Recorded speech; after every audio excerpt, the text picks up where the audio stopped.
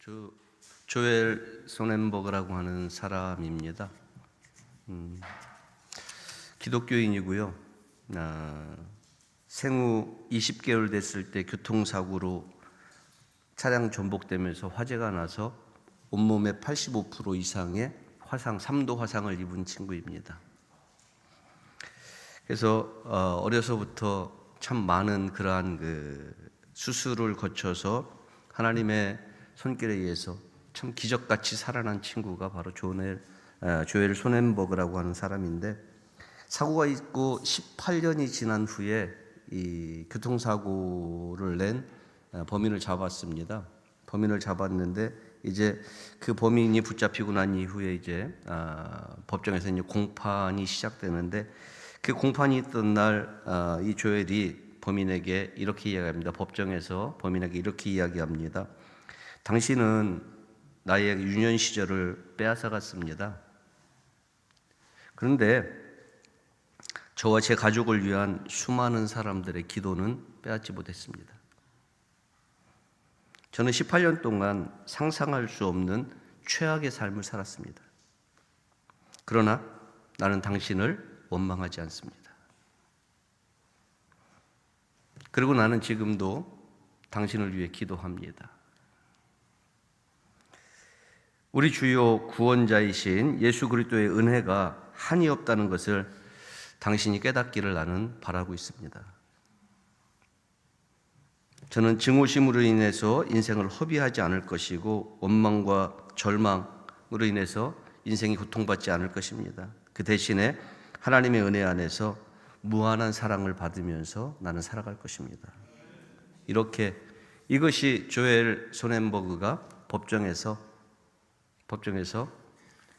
증언했던 그 범인을 향해서 이야기했던 그러한 내용입니다. 여러분, 아까 그 사진을 보았을 때 여러분 같으면 그 얼굴로 세상을 살 수 있겠습니까? 다시 한 번만 보여주세요. 어떻게 생겼는지 그 사진을 다시 한 번만 보여주세요. 자, 겨우 많은 수술을 거쳐서 겨우 볼 수 있고, 겨우 숨 쉴 수 있고, 겨우 먹을 수 있고, 겨우 입을 겨우 벌릴 수 있는 그만큼 지금 저렇게 된 겁니다. 그의 아름다운 고백 중 하나가 저 밑에 적혀있는 것처럼 장애는 주님이 주신 선물입니다 라고 하는 그러한 이야기입니다. 여러분, 세상은 끊임없이 사람들의 그 외적인 행동, 외적인 모습, 이런 것을 보면서 각자의 소견에 옳은 대로 판단하고 각자의 소견에 옳은 대로 이야기합니다. 내려주셔도 됩니다.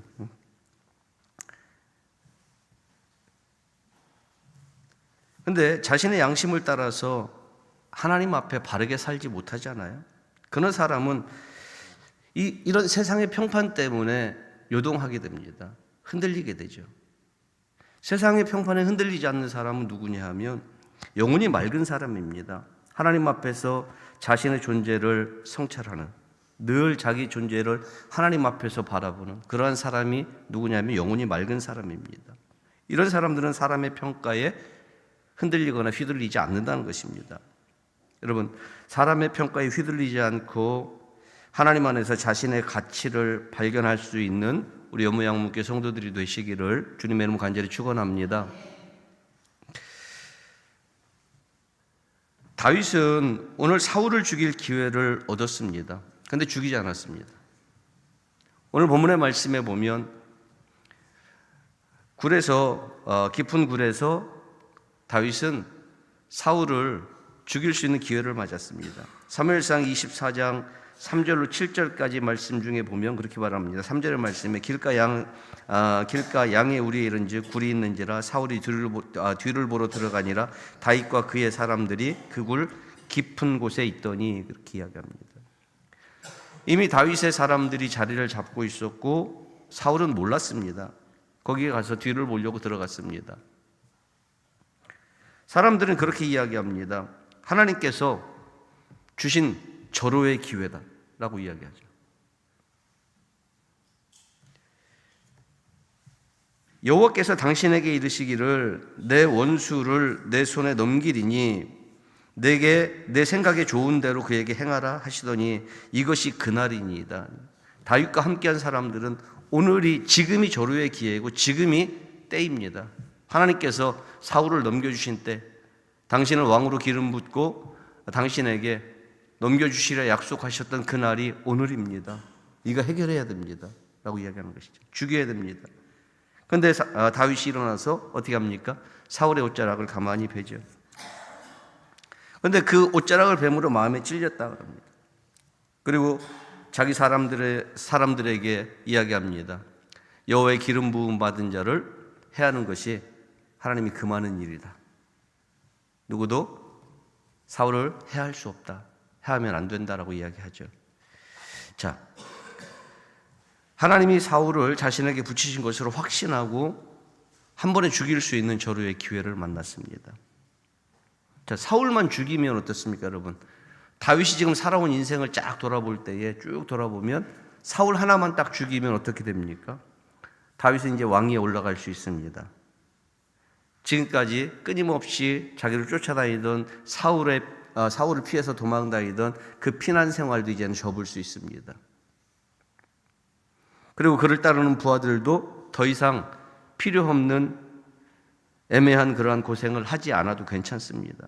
다윗은 여러 가지로 생각해 볼 때에 오늘 이 기회는 정말 절호의 기회일 수도 있습니다. 자신을 따르는 자들을 생각하면 사울을 죽이고 왕위에 오르는 것이 마땅한 일이죠. 그게 맞는 말입니다. 자, 사람들의 생각으로 돌아볼 때, 사람들이 개인적으로 바라보는 그러한 시간들로 볼 때에 사울을 죽이고 이제 하나님이 기름 부으신 왕위를 이제 찬탈하는 것이 맞습니다.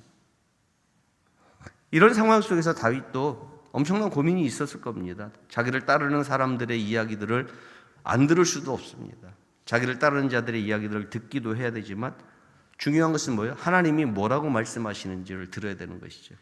우리가 판단하는 것은, 여러분, 우리가 무엇을 판단하든지 우리가 판단하는 것은 사람들이 내게 뭐라고 하느냐에 의해서 판단되는 것이 아니라 하나님이 내게 뭐라고 말씀하시는가. 하나님의 음성을 듣고 판단해야 되는 줄 믿으시기 바랍니다. 오늘 다윗도 이런 상황에서 자기를 따르는 사람들의 많은 이야기들을 들었을 겁니다. 그들의 이야기를 들으면 지금 사울을 죽이지 않으면 다시는 기회가 없을 거다라는 생각을 할 수도 있습니다. 이런 일을 위해서 이런 그 시간들 때문에 다윗은 많은 고민을 했겠죠. 어떻게 하는 것이 옳은지 이런 고민들을 참 굉장히 많이 했을 겁니다. 그리고 조심스럽게 일어나서 사울의 옷자락을 베죠. 그리고 여호와께서 기름 부으신 자를 죽이는 것은 여호와께서 금하신 것이니 누구도 사울을 해하지 말라라고 이렇게 명령을 합니다. 자, 안 죽이겠다는 이야기죠. 지금 다윗을 따라다니는 사람들은 뭐라고 이야기했냐면 지금밖에는 기회가 없습니다. 이보다 더 좋은 기회는 없습니다. 하나님께서 이렇게까지 해주시는 것은 죽이라는 겁니다. 그리고 왕위에 오르라는 겁니다. 기름 부음 받은 자로서 왕위에 오르라는 이야기를 하고 계신 것입니다. 얼핏 들으면 틀리지 않은 이야기입니다. 맞는 이야기일 수도 있습니다. 그런데 다윗은 사울을 죽이는 걸 택하지 않고 사울의 옷자락을 베고 돌아서는 것을 택합니다. 그리고 사울을 죽이지 말라라고 이렇게 이야기합니다. 그리고 사울의 옷자락을 벤 것 때문에 양심에 찔려서 가슴 아파하죠. 여러분, 이런 행동은 다윗이 무엇이 옳고 그른지를 분별할 줄 알았을 뿐 아니라 하나님 앞에서 죄를 짓지 않고 선을 행하고자 하는 그 양심의 소리에 항상 그의 귀가 열려 있었다는 것입니다. 이게 굉장히 중요한 이야기입니다. 우리가 하나님이 우리에게 허락하신 그 양심이라고 하는 그 소리, 우리를 향해서 계속 하나님의 말씀이 기억나게 하고 우리에게 하나님의 말씀을 던져주시는 그 양심의 소리, 그 소리에 귀를 기울여요. 이게 옳은 것인지, 내 양심에 이게 옳은 것인지 옳지 않은 것인지를 분별할 수 있는 판단력이 내 안에 있다는 것입니다. 그래서 그 판단력을 가지고 우리는 뭘 해야 되느냐? 그 소리에 귀를 기울임으로 하나님이 내게 무엇이 선한지 이야기하는 것을 들어야 되는 것이죠. 그 양심의 소리에 늘 귀를 기울이면서 사람이 보기에 옳은 것이 아니라 하나님 보시기에 옳은 것을 선택하며 사는 것은 여러분 쉬운 일이 아닙니다. 여러분. 선악을 알게 된다는 것은 옳고 그름을 스스로 판단한다는 의미를 가지고 있습니다. 하나님 앞에 옳은 것을 선택하기 위해서 늘 양심의 소리에 귀를 기울일 수 있는 우리 연무양목회 성도들이 되시길 주님의 이름으로 간절히 축원합니다. 창세기 3장 22절의 말씀에 보면 그렇게 말씀합니다. 여호와 하나님이 이르시되 보라 이 사람이 선악을 아는 일에 우리 중 하나같이 되었으니 그가 그의 손을 들어 생명나무 열매도 따먹고 영생할까 하노라 하시고 이렇게 말씀합니다. 여기 보니까 이 사람이 선악을 아는 일에 우리 중 하나같이 되었다. 어디서 나오는 이야기입니까? 에덴에서 그들이 죄를 범함으로 그들이 선악을 분별하는 일에 하나님과 하나같이 되었다라고 이야기하고 있는 것이죠. 자, 선악을 아는 일, 우리가 굳이 선과 악을 구분할 필요는 없었습니다. 하나님께서 우리를 이끌어 가시고 우리가 동행하시던 그러한 시대가 있었다는 것이죠. 그런데 그 선악을 아는 일에 하나가 되기 위해서 무슨 짓을 했느냐 하면 죄를 범했습니다. 아담과 하와가 하나님의 명령을 어기면서 스스로 선과 악을 판단하고자 했다는 것이죠. 그 결과가 뭐냐면 죽음입니다. 선악을 아는 선악을 판단하는 그 일을 위해서 범죄하고 나니까 결국은 우리에게 뭐가 왔어요? 죽음이라고 하는 결과를 가져왔다는 것이죠. 자, 이 이야기는 무슨 이야기를 하고 있는 것이냐면 스스로 선악을 판단하려고 할 때, 그러니까 하나님이 판단해 주시기를 기다려야 되는데 하나님이 판단해 주시기를 기다리지 않고 내가 스스로 선악을 판단하고 내가 스스로 판단해서 스스로 정죄하고자 할 때, 그때 우리 인간은 악한 길로 빠질 수밖에 없다는 것이죠. 스스로 판단하면 선한 길을 선택할 수가 없습니다. 내가 유리한 쪽을 인간은 항상 내가 유리한 쪽을 선택하게 되어 있습니다. 그 길이 하나님이 기뻐하시는 길이 아닐 수 있다는 것이죠.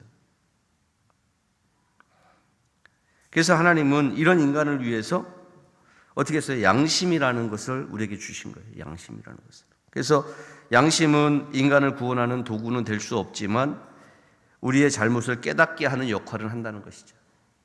양심은 우리를 구원하지는 못합니다. 그러나 우리의 양심에 하나님께서 말씀으로 호소하셔서 어떻게 하세요?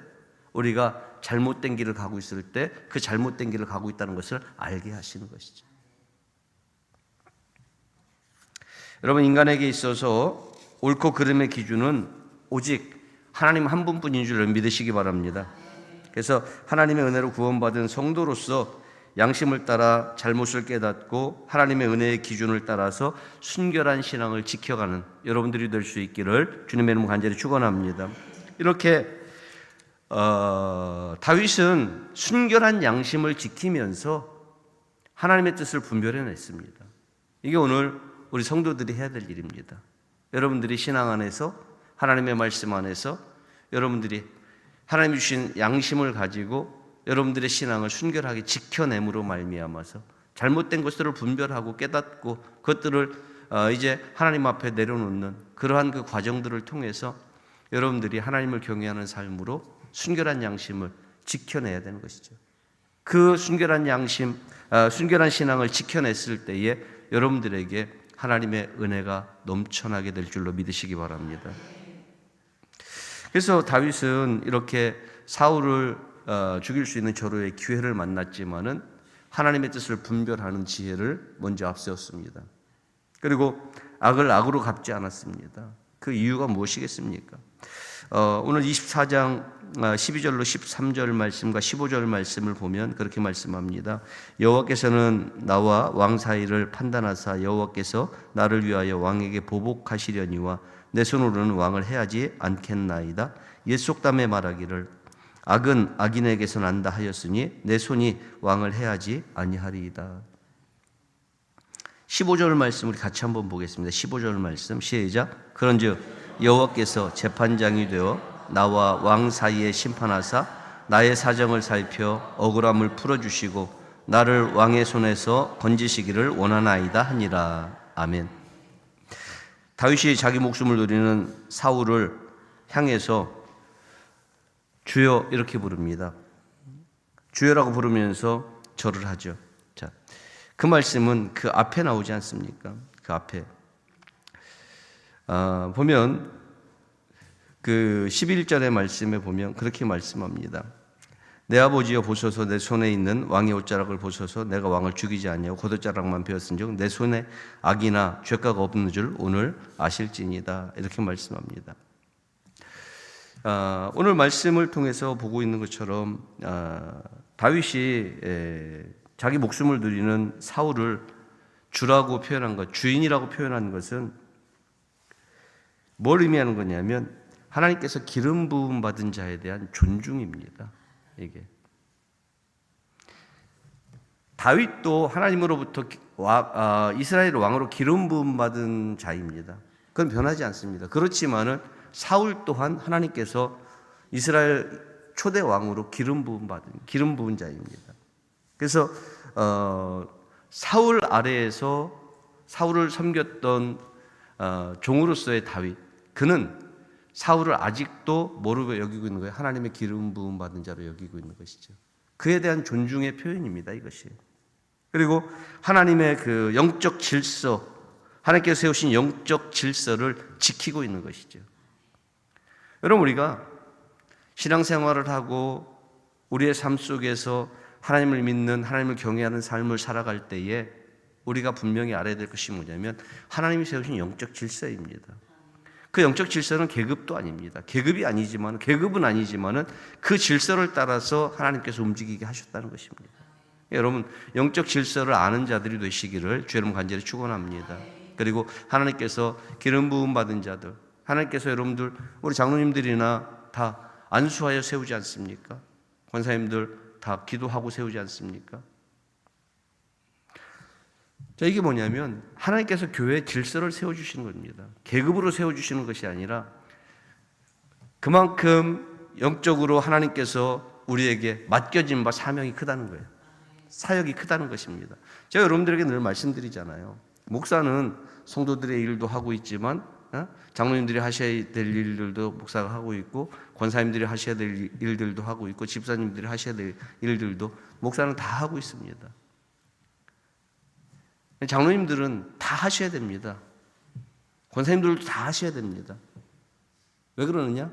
이게 하나님께서 우리에게 부여한 사명입니다. 돌아보고 책임질 수 있는 책임의 폭을 넓혀주신 겁니다. 직분을 주셨다는 것은 책임의 폭을 넓혀주신 것입니다. 그러니까 여러분, 각자 자기에게 맞는 책임과 그 역할들을 감당하는 우리 연무양목교 성도들이 되시기를 주 여러분 간절히 축원합니다. 이렇게 다윗은 사울을 향해서 하나님께서 기름 부으신 자에 대한 존중의 표현도 했고, 다윗이 하나님을 얼마나 경외하는지를 보여주는 그러한 단적인 모습으로 하나님께서 세우신 영적 질서를 지켜가고 있는 그러한 모습을 우리가 보게 되죠. 이렇게 할 수 있었던 것은 뭐냐면 오늘 15절 우리가 읽은 겁니다. 여호와께서 재판장이 되어 나와 왕 사이에 심판하사 나의 사정을 살펴 억울함을 풀어주시고 나를 왕의 손에서 건지시기를 원하나이다 하니라. 자, 이 말씀을 딱 한마디로 이야기하면 뭐냐면 하나님이 재판장이 되셔서 모든 것을 판단해 주시기를 하나님 앞에 맡기는 것입니다. 내가 내 손을 들어서 다윗이 사울을 죽이고 난 다음에 내가 기름 부음 받았으니까 내가 왕으로 올라가고, 이게 아니라 하나님의 때를 기다리는 것입니다. 아무리 원수 같지만, 아무리 나를 쫓아다니면서 나를 죽이려고 하지만, 그렇지만은 하나님의 때를 기다리는 것이죠. 그래서 다윗이 그렇게 이야기합니다. 13절의 말씀에 보면 옛 속담에 말하기를 악은 악인에게서 난다 하였으니 내 손이 왕을 해하지 아니하리이다. 내가 내 손을 들어서 내가 악한 자와 똑같은 일을 하지 않겠다는 것입니다.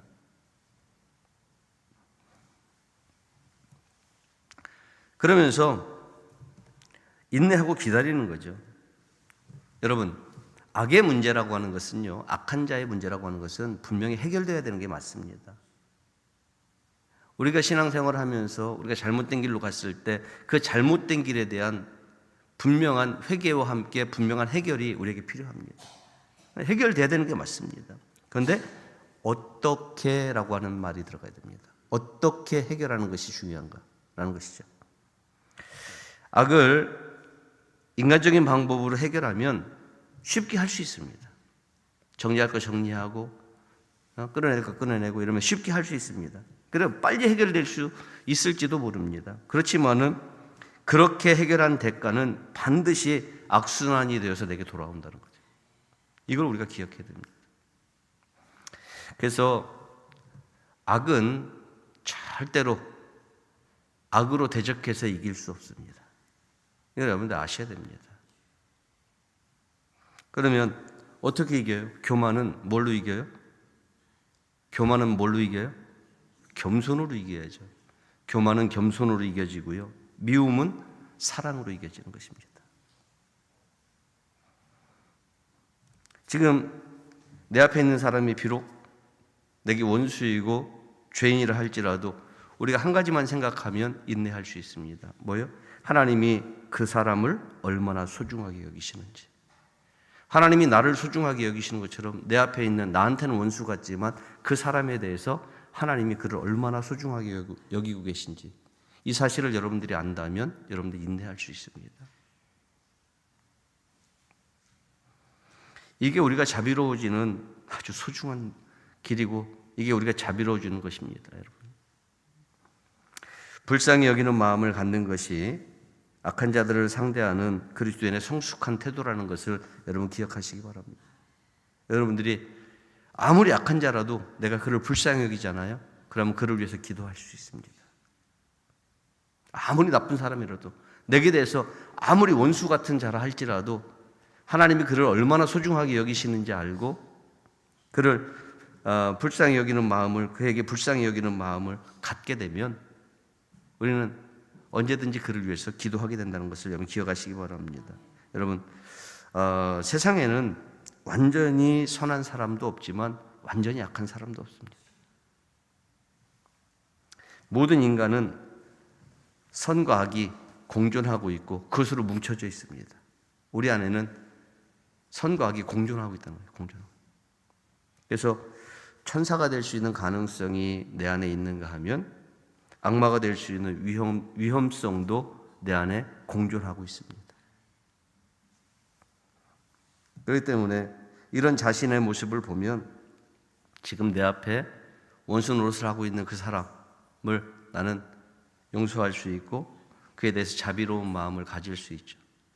내 안에 천사가 될 수 있는 그러한 그 가능성과 그 악마가 될 수 있는 사단이 될 수 있는 그러한 위험성이 있다는 것을 내가 내 스스로 나를 인식할 수 있다면 나도 누군가에게 원수 같은 존재일 수 있겠구나 라고 하는 사실들을 우리가 깨닫게 되는 것입니다. 그렇게 되면 우리는 내 앞에 있는 자를 용서할 수 있고 그를 위해서 기도할 수 있는 길이 열려지는 줄 여러분 믿으시기 바랍니다. 여러분, 예수님은 원수를 사랑하고 우리를 박해하는 자들을 위해서 기도하라 이렇게 말씀하셨습니다. 그렇게 하면 하늘에 계신 아버지의 아들이 될 것이다 라고 이렇게 말씀하셨습니다. 마태복음 5장 44절로 45절의 말씀에 보면 그렇게 말씀합니다. 이는 나는 너희에게 이르노니 너희 원수를 사랑하며 너희를 박해하는 자를 위하여 기도하라. 이같이 한즉 하늘에 계신 너희 아버지의 아들이 되리니 이는 하나님이 그 해를 악인과 선인에게 비추며 비를 의로운 자와 불의한 자에게 내려주심이라. 여기 보니까 너희 원수를 사랑하며 너희를 박해하는 자를 위하여 기도하라. 이같이 한즉 하늘에 계신 너희 아버지의 뭐가 되리라? 아들이 되리라.